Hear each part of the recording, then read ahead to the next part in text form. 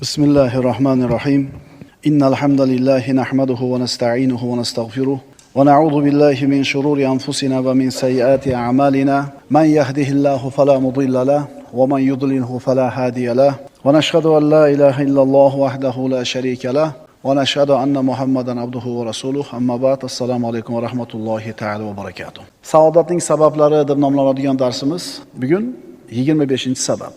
Bugungi mavzuyimiz bir o'zgacha. Yer kurrasini ustunga ko'tarib olma. Yer sharini yelkangga ko'tarib olma.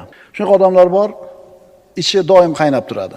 Agar aytish mumkin bo'lsa, bunaqalarda ichida 3-jahon urushi doim bir avjida turadi. Nimaga bunaqa deyapmiz? Bunaqa odamlar ko'chada bo'layotgan har bitta voqea, hodisani o'ylab, kallasida, qalbida olib doim asabiylashib yuradi. Bunaqalar o'zlarini o'zi tugatib qo'yadi, tamom qilib qo'yadi. Oshqozon yarasi deysizmi, davleniya deysizmi, sahrni diabet deysizmi? Ana shu doimiy suratda tarang yurganligi uchun har bitta bo'layotgan voqeaga bir daraxtni bakadaqa qalbi qaltirab bir ta'sir qilib turganligi uchun shunga o'xshagan kasallarni naq qilib oladi. Narx-navo oshib ketdi, dollar kursi o'ynab turibdi, yomg'ir yog'mayapti, isib ketdi. Yelkasiga yer kurrasini ko'tarib olganda, bunaqa odamning hayoti doim qo'rquvda, sarosimada, xavotirda bo'ladi. Bunday qilishlik insonni tugatib qo'yadi. Shuning uchun birodar, yer kurrasini yelkangga ko'tarib olma. Suvni o'zini oqishiga tashab qo'y. Alloh taolo aytadi: "Yahsabuna kulla sayhatin alayhim." Shu bo'layotgan har qanday shovqin, baqir-chaqirni meni zararimga deb o'ylaydi, vahima qiladi. Shuning uchun birodar, yer kurrasini yelkangga ko'tarib olmagan. Yomon hodisalarni uloqtir, uylab olma, kengroq bo'l. Bo'lgan narsalarga qo'g'rilaverma. Chunki Allohda aytgani bo'ladi. Bitta yaxshi maslahat bor shu yerda. Mana kechagi darsimizda Anoshervon 2 ga bo'ldi ishlarni. Chorasi, tadbiri bor ishlar va chorasi tadbiri bo'lmagan ishlar. Sen tadbir qilishing mumkin bo'lgan ishlar bor, o'zgartira olasan. Uni chorasini yaxshilab qil. Endi sen chorasini qila olmaydigan ishlarga sabr qil. Yana bitta yaxshi maslahat bor. Hayotdagi ishlarni 2 ga bo'lib olamiz. Birinchisi, siz ta'sir o'tkaza oladigan ishlar. Ikkinchisi, siz ta'sir o'tkaza olmaydigan ishlar. Ro'parangizda sizni o'ylantirayotgan, sizni yuragingizga vahima solayotgan, sizni siqayotgan ish. Shu ikkalasidan qaysi biriga to'g'ri keladi? Agar siz ta'sir o'tkaza oladigan ishlar bo'ladigan bo'lsa, imkoningiz boricha tadbirni qiling. Qilib turib yo'q Allohdan deng. Endi agar ikkinchisidan bo'lsa, siz ta'sir o'tkaza olmaydigan ish bo'ladigan bo'lsa, nima qiling? Ular bilan ishingiz bo'lmasin. Ular qaysilar? Ob-havoda qanaqa bo'lishi senga hech qanaqa aloqasi yo'q. Yog'armikin, yog'masmikin? Buday chachib qo'ydim, ozgina yog'armikin, yog'masmikin? Tomga loy solishim kerak, yog'may tursa yaxshi bo'lar edi. Sen nima qila olasan? Yana sen ta'sir o'tkaza olmaydigan ishlardan bittasi o'sha valyutani kursi. Endi nima bo'lar ekan? Endi qana bo'lar ekan? Nima bo'ladi?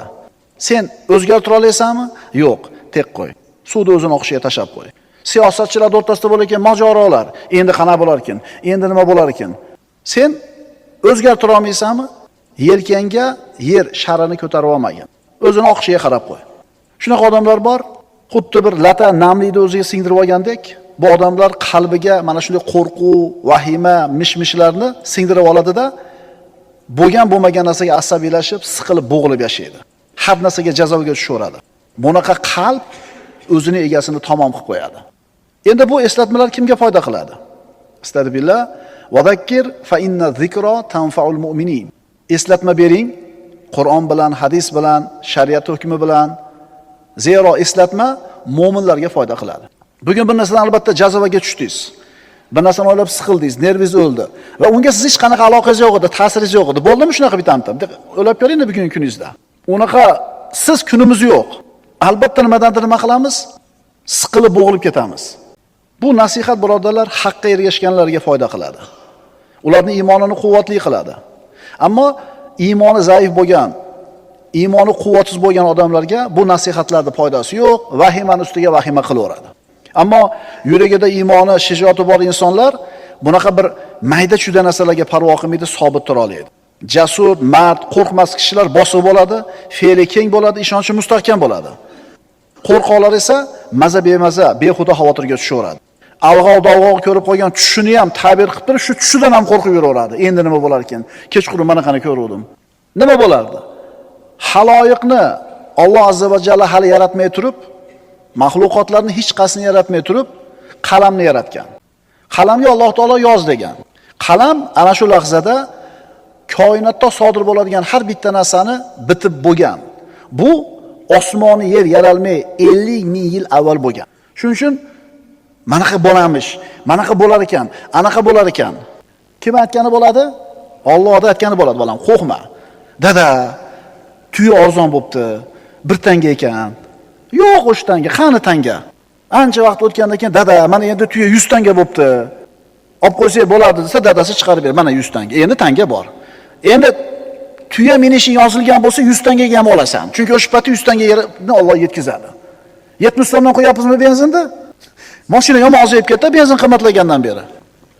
Uning sari katta mashinalar, uning sari qimmat mashina to'lib o'lyapti, birodarlar. Mo'min odam yelkasiga yer sharini ko'tarib olmaydi. Go'yoki u ko'tarib g'am qilmasa, xuddi yer aylanmay qoladigandaqa. Birodar, sen bilan men o'lib ketsak hamchi bu yer aylanaveradi. Bu shamol esaveradi, bu quyosh chiqib botaveradi, hayot o'zini maromida ketaveradi. Sen yelkangga yer sharini ko'tarib olmagin, o'zingni tugatib qo'ymagin. Agar birodar xotirjam hayot qolaydigan bo'lsang, hodisalarga sabr bilan yondosh, shijoatli bo'l. O'ziga ishonchi bo'lmagan insonlar sen bilan meni vahimaga solib, hissiyotga solib qo'ymasin. Bular ishiga parvo qilma.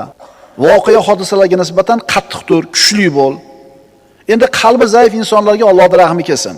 Bunaqalarning kunlari ularni har kuni larzaga solib qaltiratib turadi. Alloh taolo aytadi, astagfirullah, la tajidannahum ahrasan nasi ala haya.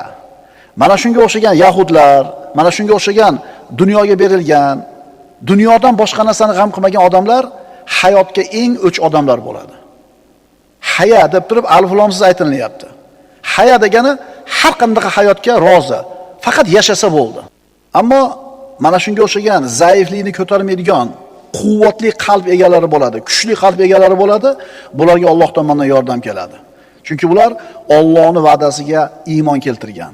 Allohning va'dasi haq ekanligiga iymon keltirgan. Ular taqdirda bitilgandan oshcha narsa bo'lmaydi deb aniq ishonishadi. Alloh taolo ularga xotirjamlikni beradi. Kim aytgani bo'ladi? Alloh aytgani bo'ladi deydi. Ularning qalblariga Alloh taolo taskin tushiradi. Yelkasiga yer sharini ko'tarib olgan, timmasdan bo'layotgan ishlardan norozi bo'lib, hamma vahimani ko'tarib yurgan odamlar o'tirib olib, palonchi zolim, palonchi xalqqa zulm qilyapti. Anaqa qilib bo'lib ketdi, manaqa qilyapti. Sen nima qila olasan? Hech narsa qila olmaysan. O'sha mansabdor, o'sha quvvat egasi, hech narsa qila olmaysan. Tiyib qo'yish qo'lingdan keladimi? Yo'q. Uni zolimligiga bitta sen emas norozi, hamma norozi. Qo'lingdan hech narsa kelmagandan keyin nima qilasan gapirib? Qo'lingdan nima keladi? Haqqiga duo qil. Alloh insof bersin deb. Yoki bo'lmasa Allohga topshirib qo'y. Bo'ldi, gapiraverma hadeb. Nima qilasan? Jirilaverasanmi? Qo'lingdan keladigan ishni qiyin birodar. Chunki Allohga topshirib qo'ygan banda xotirjam bo'ladi. Qiyomat kunida Alloh taolo har bitta haq egasini haqqini olib beradi. Aka, uyingizda ishladim, ishni zo'r qilib qildim, kamchiligi yo'q bilasiz, pulimni bermayapsiz. Siz bilan urushib talashgani meni kuchim, quvvatim yetmaydi, siz palonchisiz. Bersiz dunyoda olaman, bermasangiz qiyomatga qoldi, assalomu alaykum deb ketaverasiz indamasdan. Chunki iymoningizning quvvati bor-da, nasib qilgan bo'lsa shu dunyoda olasiz. Bo'lmasa qiyomatda aniq olasiz. Chunki Allohning va'dasiga ishonasiz. Siz jazoga tushmaysiz, bermay qo'ydi. Alloh taoloning oyatiga iymoni komilda bunaqa bandani. Astagfirullah. Va nada'ul mawazinal qista li yawmil qiyama fala tuzlamu nafsun shay'a. Biz deyapti Alloh taolo qiyomat kuni uchun adolatli tarozini qo'yamiz. Bas biron jonga zarracha zulm qilinmas. Va kafa bina hasibin. Biz o'zimiz yetarli hisob kitob qilamiz deydi. Yelkasiga, yer sharini yelkasiga ko'tarib olgan odamlar. Bunaqa odamlar doim g'amda, doim xavotirda, tashvishda, doim nahnovada gapiradi. Nima qila olasan? Hech narsa qila olmaysan, xotirjam bo'l. Oshib ketdimi, oshib ketdi, tushib ketdimi, tushib ketdi. Demak, Alloh xohlagan ekan shu narsani. Yana nima sodir bo'lish kerak bo'lgan bo'lsa, sen g'am qilsang ham sodir bo'ladi u, g'am qilmasang ham sodir bo'ladi. Bu o'rinda yana bitta narsani aytib o'tishimiz kerak. Bu endi ijobiy ma'noda yer sharini yelkaga ko'tarib olish. Jon serak odamlar bor, oshiqcha, ortiqcha. Oshiqcha jon serak. Bu mas'uliyat his qilish deb qo'yingda buni. Javobgarlikni his qiladi, mas'uliyat his qiladi, albatta bu maqtovli sifat. Ammo mana shu jon seraklik ham oshiqcha bo'lib ketadigan bo'lsa, bu ham insonni halokatga olib boradi. O'zi har qanaqa yaxshi narsa chegarasidan, haddidan oshib ketsa, yomon narsaga aylanib ketishi mumkin. Man zada ala haddihi inqalaba ala ziddihi. qaysi narsa chegarasidan haddidan o'tib ketsa, ziddiga aylanadi. Masalan, o'sha beparvo bu narsalarga deyapmiz, bu ham me'yorida bo'lish kerak. Hamma yo'qqa beparvo bo'lmaydi. Ko'k choy yaxshi narsa. Lekin ko'payib kelsa, davlening tushib ketadi, uxlaydigan bo'lib qolasan. Ozingdan suv oqadigan bo'lib qoladi. Demak, ko'k choy ham me'yorida bo'lish kerak. Novvot choy yaxshi narsa. Lekin bu ham haddidan oshib ketadigan bo'lsa, burningdan qon oqadigan bo'lib qoladi. Demak, buni ham me'yori bo'lish kerak. Boyagi ancha-muncha ishga parvo qilmaslik, buni ham me'yori bo'lsin. Ancha-muncha narsaga jonserlik qilib turishlik, buni ham me'yori bo'lsin. Xullas, hamma narsa nimasida bo'lish kerak ekan? Me'yorda bo'lish kerak. Ishxonada sen bir brigadirsan, ishni nazorat qilib turishing kerak. Men qaramasam kim qaraydi? Men nazorat qilib turmasam anaqa bo'lmaydi, men qaramasam bunday bo'lmaydi. Xullas, bo'yniga olgan. Va'da berdi, vaqtiga boraman dedi. Kechasi bilan uxlolmaydi. Ertaman 6 ga yetib boraman dedi. Jon seraligi shu darajadaki uxlolmaydi. 5 marta uyg'onadi kechasi bilan. Bormi? Bor. Bo'ldi, 5 kunda bitkizib beraman mashinangizni deydi usta. Harakatni qilyapti, sababni qilyapti, lekin shu darajada jon seraligi svet o'chib qolmasmikin, og'rib qolmasmikinman, boshqa ishim chiqib qolmasmikin? Bu haddidan oshib ketish deydilar, birodarlar. Sen qo'lingdan kelgan ishni sababini qil, natijani Allohga topshir, tavakkul qil. Shuning uchun ba'zi ishlar seni toqatingdan tashqaridami? Jon seralik deyish. Ota-onalar farzandlarini kelajagini g'amini qiladi-da, oshiqcha jon seralik qilib, hamma narsasini muhayyo qilib beraman deb o'lib tolib yugurur. Yelkasiga dunyoni ko'tarib oladi. Nevaralarga ham bittadan uchastka qilishni g'amida bo'lib qoladi. Mana shu oshiqcha endi. Ha, ota o'zidan keyin farzandlarini birovning qo'liga qarab qoladigan qoldirgandan ko'ra, qonni qursog'ini to'q qilib qoldirgani yaxshi. Lekin nevarasini g'amini qilishlik darajasida emas-da, birodarlar. Chunki birodar, siz bolangizni kelajagini qilib bera olmaysiz. Rizqini qilib bera olmaysiz. Osoyishta hayotini qilib bera olmaysiz. Bu uni taqdiridagi rizqi. Siz qilib bergan narsa bir kunda yo'q bo'lib ketishi mumkin. Buni o'rniga siz o'sha bolangizni ta'lim tarbiyasi bilan shug'ullaning, shunga jiddiy jahd qiling. Odobini bering. Allohni taniting. Mana shu sizning ishingiz. Endi siz o'tib ketgandan keyin Alloh bilan bo'lgan muomalasiga, Allohga bo'lgan qulchiligiga yarasha kun ko'radi. Eslab qolinglar shu qoidani, akalar, ukalar. Otangiz boy. Garantiya yo'q, otangiz boyligi sizning qo'lingizda bo'lib, siz ham boy bo'lishingizga. Siz Alloh bilan bo'layotgan muomalangiz, Allohga bo'layotgan taqvoingiz, qulchiligingizga yarasha kun ko'rasiz. Otangiz kambag'al. Bu variantni ham ko'raylik. U otangizni kambag'alligida u. Endi sizning hayotingiz yana boyaga aytganimizdek Alloh bilan bo'ladigan muomalangizga qarab bo'ladi. Otangiz necha pul bosib qo'yganligi bilan emas. Chunki otangiz rizqida u. Sizning rizqingizda bormi yo'qmi Xudo biladi uni. Shuning uchun birodar, bola chaqam, nevaram deb yer kurrasini yelkangizga ortib. Yana ahli ilmlarni oling. Domlalarni oling. Shunaqa bir jon serakki, jon serakligidan yoshlar yo'ldan adashib ketyapti. Aldanib qolyapti, tarbiyasi buzilyapti, ota-onasiga tikka gapirib, ota-onasiga oq bo'lib qolganligini bilmayapti, kattalarga nisbatan behurmat, ulamolarga nisbatan bepisat bo'lib qolganda bir bezillab, shunaqa bir jon seralik qiladiki, oshiqcha jon seraligidan infarkt bo'lib qolishga keladi. Insult bo'lib qolishga keladi. Shunaqa birodarimizga nasihatimiz, birodar, sen qo'lingdan kelganicha harakat qilding, aytding, tushuntirding, o'rgatding, dalilni keltirding, misolni keltirding, hayotdagi bo'layotgan ishlarni ko'rsatib qo'yding. Shundan keyin ham aynib ketdimi? Tamom.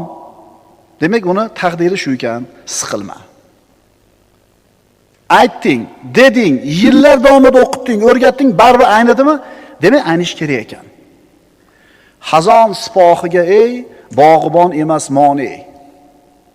Nima degani bu? Xazon sipohiga ey, bog'ibon emas moni. Bog'ibon qayerga bog' qilishlikni tanlaydi. Yerni tanlash uning ixtiyorida. Qaysi daraxtlarni ko'chirishlik uning ixtiyorida. Orasini qancha ekadi, qachon suv qo'yadi, qaysi shoxini qoldirib, qaysinisini putaydi. Uni ishi shu. Bog'ni o'stirdi. Katta bog'ga aylandi, meva berishni boshladi. Endi kuz keldi. Xazon sipohi, ya'ni kuzni qo'shini keldi. Kuz kelganda daraxtning barglari nima bo'ladi? Sarg'ayadi. Kuzda shamol esganda barglar nima bo'ladi? To'kiladi. Shuning uchun aytayapti bu yerda. Xazon sipohi kelganida, ey bog'bon, emasmoni, hech narsa qila olmaydi. Kuz keldi, bak sarg'ayadi, hech narsa qila olmaydi. Shabadasi keladi, bakni to'kadi, bog'bon hech narsa qila olmaydi. Shuning uchun domlalar shogirdlariga xuddi shu boqqa muomala qilgandek ko'chirib, suv quyib, parvarish qilib, tarbiyalab, mevaga kirgizib turgan paytda mana shunday bir musibatlar, mana shunday bir fitnalarni kuzi kelganda barglari sarg'ayib to'kilib ketar ekan. Endi bu domla nima qilish kerak ekan? Demak, shuna bo'lish kerak ekan deydi-da, keyingi daraxt bilan ishlab ketaverar ekan. Shuning uchun shunday bo'ldimi? Demak, shunaqa bo'lish kerak ekan. O'sha odamning taqdiri shunaqa ekan, ishingni davom ettiraver, yer kurrasini yelkangga ko'tarib olma. Bu ish seni qo'lingdan kelmaydi. Chunki Alloh taolo Muhammad alayhisalomga aytayapti. Astagfirullah. Va ma aktharun nasi walau harasta bi mu'minin. Ey Muhammad alayhisalom, ey Muhammad alayhisalom, siz har qancha haris bo'lmang, har qancha xohlamang, odamlarning ko'plari mo'min bo'lmaydi. Agar faqatgina da'vatchini da'vatiga bog'liq bo'lganida bir odam iymonga kelishi, Muhammad alayhisalom atrofidagilar hammasi iymonli bo'lish kerak edi. Abu Talib, payg'ambarimiz sollallohu alayhi vasallamning amakisi, Rasulullohni 8 yoshidan qaramog'iga olgan. Payg'ambar bo'lgandan keyin himoyasiga olgan. Shu kishi Rasulullohning da'vati natijasida ham kalima keltira olmadi-yu. Demak, bu yerda payg'ambarimiz sollallohu alayhi vasallam amakisi iymonsiz holda ketganligini ko'rib, qattiq qayg'uga tushganida Alloh taolo nima dedi? Innaka la tahdi man ahbabta walakinalloha yahdi man yasha. Ey Muhammad alayhisalom, siz o'zingiz xohlagan bandalarni, yaxshi ko'rgan bandalarni hidoyatga boshlay olmaysiz. Alloh hidoyat qiladi. Sen birodar hammani tuzatib yuborishga mas'ul emassan. Sen imkoning doirasidagi kuching yetadigan ishga javobgarsan, o'zingga rahim qil. Chunki Abu Talib Rasulullohning da'vatini eshitib ham iymonga kela olmadi. Hidoyatni Alloh beradi, agar banda talab qilsa. Yer kurrasini yelkangga ko'tarib olma banda. Ro'paringda turgan ishlar ikki xil bo'ladi. Sen ta'sir o'tkaza oladigan ishlar, sen ta'sir o'tkaza olmaydigan ishlar. Sen ta'sir o'tkazadigan ishlarga qo'lingdan kelgan sababni qil, natijasini Allohga topshir. Endi sen ta'sir o'tkaza olmaydigan ishlarda Allohga havola qilib qo'y. Saodatning 25-sababi yer kurrasini ustunga ko'tarib olma. Aqulu qawli hada va astagfirulloh li va lakum. Assalomu alaykum va rahmatullohi ta'ala.